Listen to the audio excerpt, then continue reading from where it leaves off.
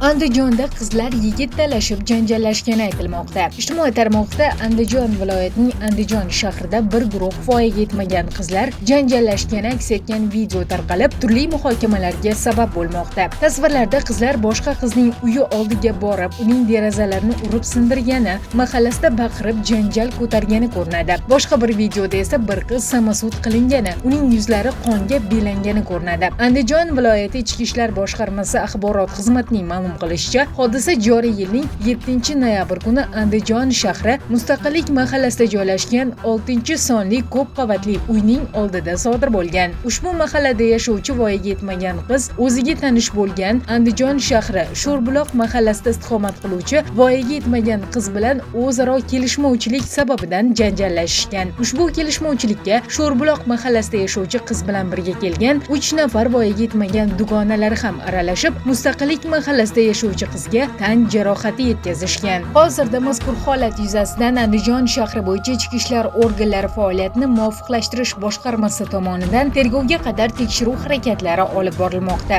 Bundan tashqari, samasud qilingan qizlarning ota-onalariga nisbatan ma'muriy javobgarlik to'g'risidagi kodeksning 47-moddasi tartibida ma'muriy bayonnomalar rasmiylashtirilgan. Rasmiy xabarda hodisa sababi ochiqlanmagan, biroq videoda qiz boshqa qizni onasidan so'kib haqoratlagani uchun kaltaklangani yozilgan. Shuningdek, ular Instagramda yigit talashib janjallashgani haqida ham taxminlar bor.